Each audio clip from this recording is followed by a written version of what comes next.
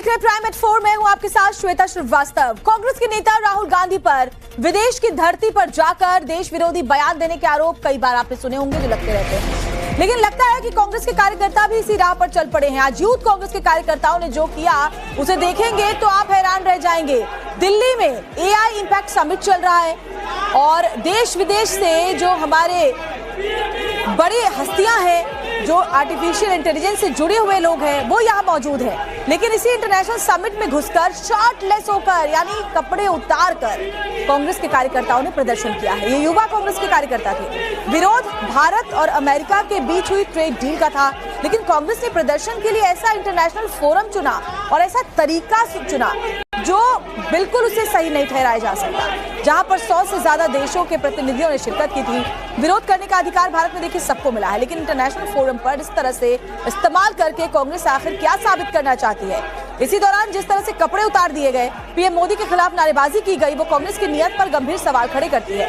भारत मंडपम में AI summit का आज चौथा दिन था। जाहिर है देश के लोगों के साथ साथ यहाँ पर विदेश से आए लोग भी मौजूद रहे होंगे और इन सबके बीच इस तरह की कांग्रेस कार्यकर्ताओं की हरकत क्या भारत को बदनाम करने के लिए नहीं है? ऐसा लगता है कि कांग्रेस मोदी सरकार का विरोध करते करते देश का विरोध करने लग जाती है। और इस बीच बड़ी खबर यह भी है कि सूत्र बता रहे हैं कि यूथ कांग्रेस के कार्यकर्ता तय प्लानिंग के तहत आए थे। इन्होंने पहले से रजिस्ट्रेशन करवाया था, क्योंकि आपको ये बताती हूँ कि एआई समिट में जाने के लिए पहले रजिस्ट्रेशन करवाना होता है, उसके बाद क्यूआर कोड मिलता है और उसी को स्कैन करके अंदर एंट्री मिलती है। ऐसे में सीधा सीधा समझा जा सकता है कि ये प्रोटेस्ट करने के लिए जब पहुंचे थे उसके पहले ही इन्होंने रजिस्ट्रेशन इसके लिए करा लिया गया था, क्यूआर कोड लिया हुआ था।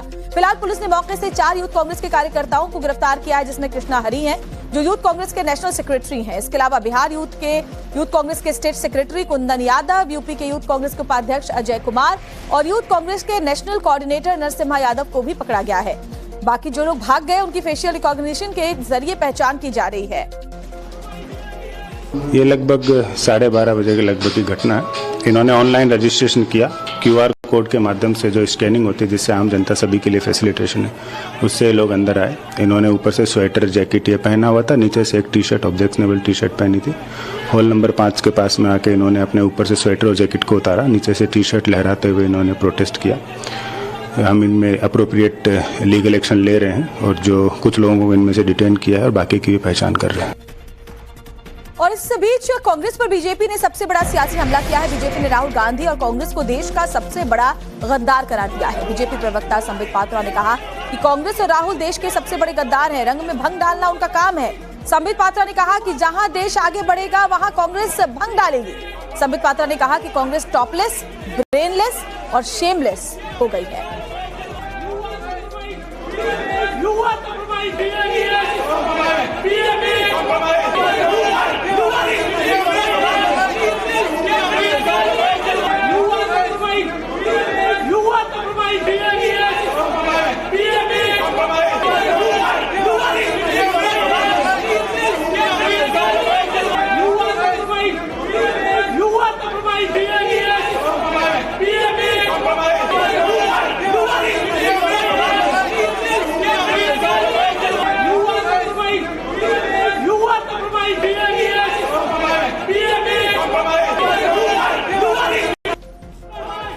राहुल गांधी और Congress party, the traitors of the highest order, देश के सबसे बड़े गद्दार। रंग में भंग डालना इनका काम है। जहां देश आगे बढ़ेगा, जहां देश में खुशियों की रंग छाएगी, वहां वो भंग जरूर डालेंगे। ये गद्दार है। ऑपरेशन सिंदूर होगा, प्रश्न उठाया जाएगा। पाकिस्तान का गुणगान होगा, हिंदुस्तान की कमी निकाली जाएगी। एयर स्ट्राइक होगा, हिंदुस्तान को धिक्कार कहेंगे और पाकिस्तान का जय जयकार करेंगे ये राहुल गांधी। और जब सर्जिकल स्ट्राइक होगा तो यही वो गद्दार है जो खून की दलाली कहता है और पूरे विश्व में भारतवर्ष को अपमानित और बदनाम करने का प्रयास करता है। यही वो गद्दार है। बोको हराम जो टेररिस्ट ऑर्गेनाइजेशन है, इस्लामिस्ट टेररिस्ट ऑर्गेनाइजेशन, उसके बराबर है। अगर ये गद्दारी नहीं है तो गद्दारी की डेफिनेशन क्या है? कांग्रेस के लिए मेरे पास केवल 3 शब्द हैं: topless, brainless shameless. Shirtless, brainless, shameless, ये बीजेपी का हमला है। इस बीच यूथ कांग्रेस ने इस प्रदर्शन की जिम्मेदारी ली है। यूथ कांग्रेस के अध्यक्ष उदय भानु ने कहा कि जिस तरह से देश के हालात हैं, उनके कार्यकर्ताओं के पास कोई विकल्प और बचा नहीं था।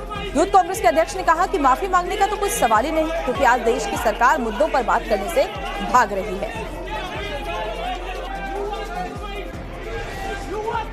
देखिए, आज यूथ कांग्रेस के साथ ही आई समिट में गए, उन्होंने पीएम इज कॉम्प्रोमाइज के नारे भी वहां पे लगाए, क्योंकि रोष है। और रोष सिर्फ यूथ कांग्रेस के साथियों में नहीं है, पूरे देश के युवाओं में है, जो पिछले 12 सालों से बेरोजगारी से जूझ रहे हैं। और साथ ही साथ ये यूएस ट्रेड डील हुई है, उसकी मजबूरी मैं नहीं जानता मोदी जी की क्या थी। एस्पिन फाइल्स में उनका नाम है, या फिर अडानी को बचाने की कोशिश है, लेकिन उस डील से देश के किसानों को मारने की कोशिश ये मोदी सरकार कर रही है। देश की सुरक्षा के साथ कंप्रोमाइज है, जो डाटा गया है हमारे देश के जवानों का भी और सभी नागरिकों का, जो दूसरे देश की कंपनीज को डाटा गया उसके साथ कंप्रोमाइज है। और ऐसा क्यों हो रहा है? अगर इन चीजों के खिलाफ हम प्रोटेस्ट कर रहे हैं, और ये प्रोटेस्ट यूथ कांग्रेस के साथियों ने अपने देश के लोगों के लिए और उनके लिए किया। वहीं कांग्रेस के प्रदर्शन पर योगी ने भी बड़ा हमला बोला है। कांग्रेस ने भारत मंडपम में अराजकता फैलाई। योगी आदित्यनाथ कह रहे हैं कांग्रेस के लोग देश की छवि को खराब कर रहे हैं। तो यूपी के मुख्यमंत्री योगी आदित्यनाथ ने कांग्रेस के इस प्रदर्शन की तस्वीरों को देखने के बाद बड़ा हमला कांग्रेस पर किया है और ये कहा कि भारत मंडपम में जाकर के देश की छवि को खराब करने का काम यूथ कांग्रेस के कार्यकर्ताओं ने किया है। भारत मंडपम में जो कार्यक्रम चल रहा है,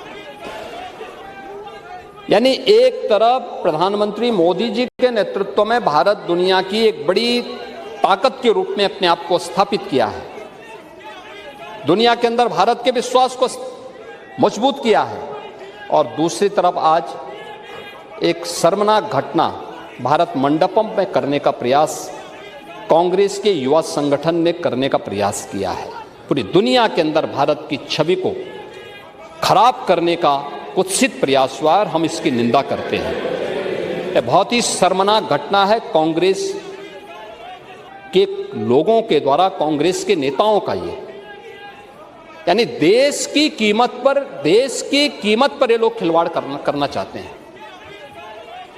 राजनीति होती है, आरोप प्रत्यारोप होते हैं, लेकिन हम देश की कीमत पर सौदेबाजी करें, देश की छवि के साथ खिलवाड़ करें, जहां 100 से अधिक देशों के लोग भागीदार बन रहे हों, वहां पर इस प्रकार के उत्पात मचा करके अराजकता फैलाने का प्रयास असह्य है।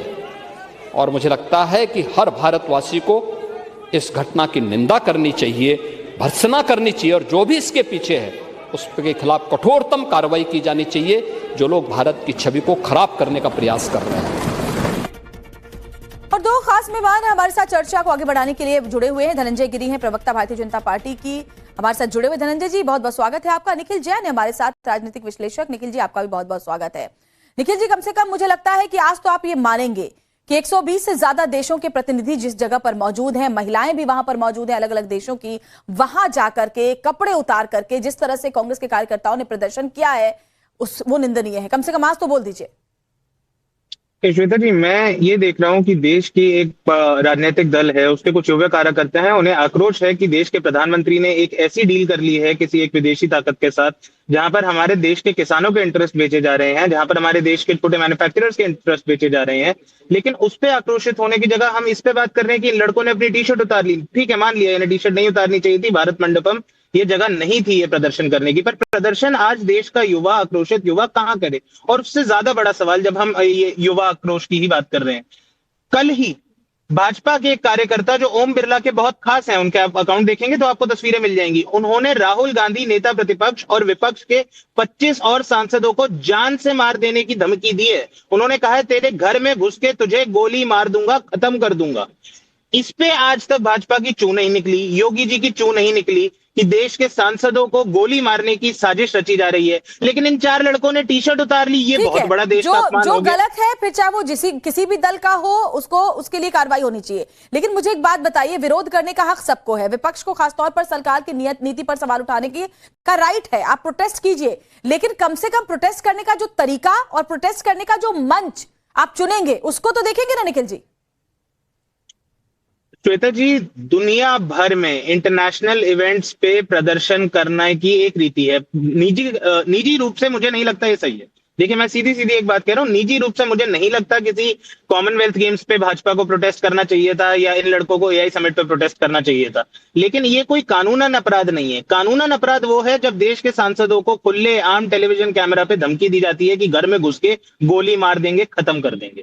पहले धनंजय, मैंने तो बोल दिया कि ये लड़कों की बात मुझे सही नहीं लगी, धनंजय गिरी से ये बुलवा दीजिए कि वो भाजपा के कार्यकर्ता को अरेस्ट करा हमारा जो मुद्दा है हम उस पर ही सवाल पूछेंगे, जब उस मुद्दे पर डिबेट करेंगे तो उस पर ही बात करेंगे। धनंजय जी, इनका कहना है कि कानूनन गलत नहीं है, निखिल जैन कह रहे हैं कि कानूनन गलत नहीं है। हमने यूथ कांग्रेस के अध्यक्ष की भी बात सुनी, उन्होंने कहा कि लड़कों को विरोध है, पूरे देश में इस बात को लेकर रोष है, जो ट्रेड डील अमेरिका के साथ हुई है किसानों के अगेंस्ट है, ये ऐसे में विरोध करने में क्या गलत है? जवाब दें। नहीं, सबसे बड़ी बात क्या है कि कांग्रेस का कलंक जो है वो देश के माथे पर धीरे धीरे कांग्रेस कलंक के रूप में स्थापित होती जा रही है। आपने कच्छा बनियान गिरोह सुना होगा, ये टी शर्ट गिरोह हो गया, कपड़े उतारने का मामला आ गया, जहां 120 देशों के पर लोग जमा हुए हैं, 20 देशों के राष्ट्राध्यक्ष आए हैं, जो दुनिया में नाम हो रहा है, दुनिया में यही समिट हो रही है, देश का नाम आगे बढ़ रहा है। भाई आप भाजपा का विरोध करिए, इसमें कहीं कोई दिक्कत नहीं है, लेकिन भाजपा का विरोध करते करते आप भारत के विरोध में खड़े हो जा रहे हैं, यह निंदनीय है, यह दुख की बात है। इसकी जितनी भर्त्सना की जाए, विरोध का तरीका और स्थान का ज्ञान अगर नहीं है तो कांग्रेस सियासत तो कभी वापसी नहीं कर सकती है। मोदी जी की तस्वीर आप टी शर्ट पर छाप कर घूमिए, कोई दिक्कत नहीं। मोदी की तस्वीर तो हिंदुस्तान के हर आदमी के दिल में छप हुई है। बाहर से आए हुए विदेशी मेहमान मोदी जी के मोदी मोदी कर रहा है कि जिस ढंग से भारत का दुनिया में नाम हो रहा है, दुनिया में आगे बढ़ रहा है, व्यापार से समझौते को मनगढ़ंत कहानियां लिख करके कांग्रेस जिस तरह से बातों को दूल देने की कोशिश कर रही है, कांग्रेस को समय स्थिति का कहां विरोध करना है, कितना विरोध करना है, राष्ट्र के जुड़े मुद्दे पर विरोध गूगल भारत में एनालिसिस में मैंने उनके बीच में नहीं बोला था, तो लेट मी कंप्लीट। इस गूगल भारत में $15 बिलियन, 1,35,000 करोड़ रुपए का इन्वेस्टमेंट कर रहा है। यह इंफ्रास्ट्रक्चर हब बनाने की तैयारी हो रही है। 1 गीगावाट का पहला डाटा सेंटर कैंपस भारत में बनने जा रहा है। ऑपरेशनल डाटा सेंटर 1 गीगावाट का पूरी दुनिया में नहीं है। 1 गीगावाट पूरी ग्रीन एनर्जी से संचालित होगा। केबल नेटवर्क बनेगा।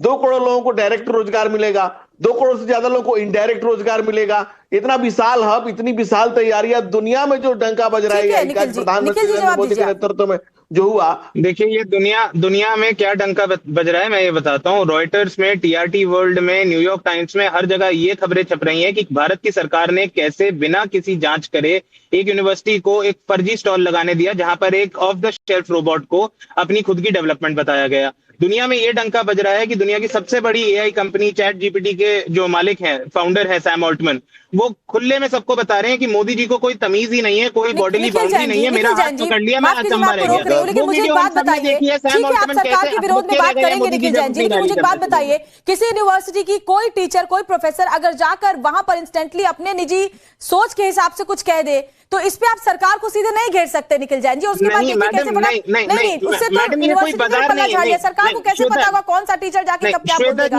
गलती उनकी थी, सरकार का निर्देश नहीं, बिल्कुल नहीं श्वेता जी, ये कोई ना पटरी बाजार नहीं है कि कोई भी आके अपनी पटरी लगा देगा और कुछ भी बेच देगा। सरकार वेटिंग करती है। ये एआई समिट है, ये एआई बाजार नहीं है, ये एआई समिट है। सरकार हर एक एग्जीबिशन की वेटिंग करती है, उसके बाद उन्हें लगाते हैं वो कुछ। और आईटी मिनिस्टर जो देश के हैं, सबसे इम्पोर्टेंट बात ये समझिए कि कांग्रेस पार्टी को जो विरोध करना है, सैद्धांतिक विरोध करिए, सैद्धांतिक तौर पर विरोध करिए। कांग्रेस पार्टी का तो खैर पूरे धरती पर, पूरा ग्लोब में मजाक बन रहा है। सबसे बड़े मजाक के पात्र राहुल बाबा हो गए हैं। आप राहुल बाबा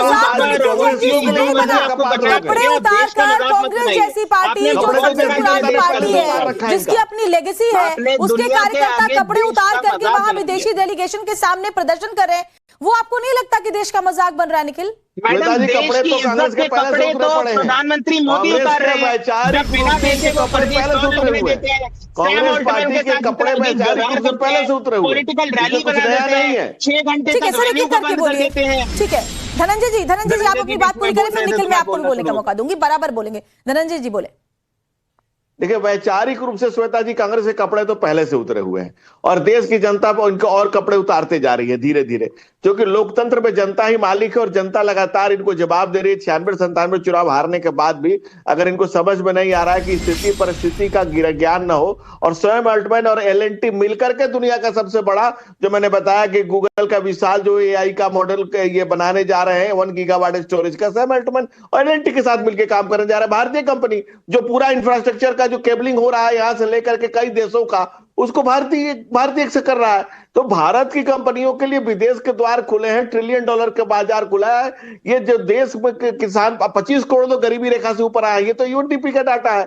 अति गरीबी कम हुई है, गरीबी कम हुई है, देश का विकास हो रहा है, गरीबी हटाओ के नारे से अमीरी लाओ का नारा चल रहा है। नरेंद्र मोदी के नेतृत्व में नेशन लगातार ऊंचाई कर रहा है, 4 गुना से ज्यादा गरीबी हटाओ अमीरी लाओ का नारा चल रहा है। देश की चौथी सबसे बड़ी अर्थव्यवस्था बने कह रहे हैं, जरा आप भी जवाब दें। चौथी बड़ी दुनिया की सबसे बड़ी अर्थव्यवस्था बन के खड़े हैं।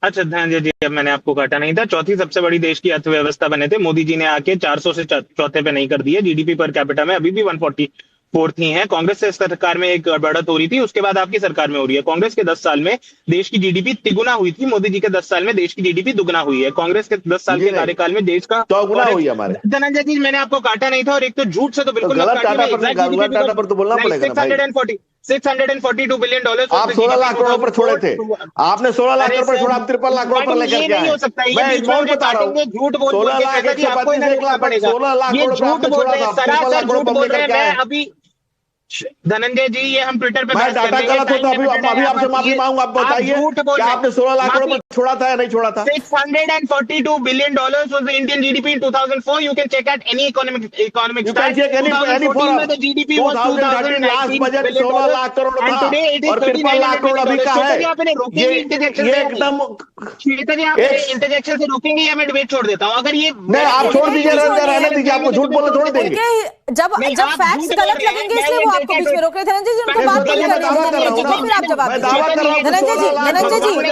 धनंजय जी आप निखिल जी को बात पूरी करने दीजिए। धनंजय जी, निखिल जी को बात पूरी करने दीजिए, फिर आपको जवाब देने का मौका मिलेगा। श्वेता जी, फैक्ट्स गलत लगेंगे ये कुछ नहीं होता। जो मैं बोल रहा हूँ वो तथ्य एकदम सही है। मैं ट्विटर पे डाल दूंगा, इस पे ही आके बोले मुझे गलत लग रहा है तो मैं आपको बोलने नहीं दूंगा। ये कोई तरीका नहीं होता है डिबेट का। ठीक है, जीडीपी कांग्रेस के मेरी बात सुनिए निखिल जैन, मेरी बात सुनिए। जीडीपी पे यहाँ पर अभी डिस्कशन करने तो बैठे नहीं थे हम। कांग्रेस पार्टी के प्रोटेस्ट के तरीके और मंच पर बात कर रहे थे। आप एक बात बताइए, जब ग्लोबल नहीं, मैं नहीं बात बताऊंगा, मैं अपनी बात पूरी करूंगा या मैं डिबेट छोड़ूंगा? नहीं, तो डिबेट में वैसे भी वक्त खत्म हो गया है। डिबेट में वैसे भी वक्त खत्म हो गया। उम्मीद यही थी आपसे निखिल जैन और कांग्रेस के बाकी नेताओं से कि कांग्रेस देखिए सबसे पुरानी पार्टी है, कम से कम उस लेगेसी की थोड़ी तो गरिमा बनाए रखनी चाहिए। जिस तरह से कपड़े उतार करके कांग्रेस कार्यकर्ताओं ने आज प्रदर्शन, वो भी एआई समिट के मंच पर, वहां अंदर जाकर पंडाल में, भारत मंडपम में किया है, वो वाकई उस पर सवाल खड़े होने लाजमी। बहुत बहुत शुक्रिया धनंजय जी आपका भी, निखिल जैन आपका भी हमसे जुड़ने के लिए। बहुत दिल्ली में आयोजित एआई समिट में मध्य प्रदेश के मुख्यमंत्री मोहन यादव भी आज शामिल हुए। मध्य प्रदेश की विकास की यात्रा में अलग अलग सेक्टर्स में एआई का इस्तेमाल कैसे हो रहा है, इसे लेकर सीएम मोहन यादव से खास बातचीत की हमारे संवाददाता रविकांत राय ने। इंडिया एआई इम्पैक्ट समिट की हर तरफ चर्चा है। प्रधानमंत्री नरेंद्र मोदी ने कहा कि एआई की जो पहुंच है वो किसी व्यक्ति विशेष के लिए नहीं बल्कि सबके पास होनी चाहिए। मध्य प्रदेश के मुख्यमंत्री हमारे साथ हैं। सर, आज आप इंडिया एआई समिट का विजिट भी कर रहे हैं। खासतौर पर अगर मध्य प्रदेश की बात करें तो एआई को लेकर आप लोगों का विजन क्या है और क्या कुछ सरकार कर रही है? एआई का आज के ज़माने की दृष्टि से अगर आगे बढ़ना है तो हर सेक्टर में एआई का बड़ा महत्व है। हम सब माननीय प्रधानमंत्री श्रीमान नरेंद्र मोदी जी के नेतृत्व में जो देश को आर्थिक रूप से चौथी अर्थव्यवस्था, तीसरी अर्थव्यवस्था पे अगर देश बढ़ना चाहता है तो हमको हर सेक्टर में आधुनिक दृष्टि से इसका लाभ लेने की आवश्यकता है। हमारा राज्य भी आबादी की दृष्टि से भी 5वां राज्य है, भौगोलिक दृष्टि से दूसरा राज्य है, कई प्रकार की विविधता है। ऐसे में एआई के माध्यम से आर्थिक समृद्धि के लिए युवाओं को काम की दृष्टि से खास करके एग्रीकल्चर, हेल्थ, एजुकेशन, तमाम प्रकार के फॉरेस्ट और टूरिज्म को लेकर के हमारी बड़ी संभावना है। हर सेक्टर में आजकल एआई अब कमाल कर रहा है और धार्मिक पर्यटन की दृष्टि से भी हमारा राज्य 2 ज्योतिर्लिंग लेकर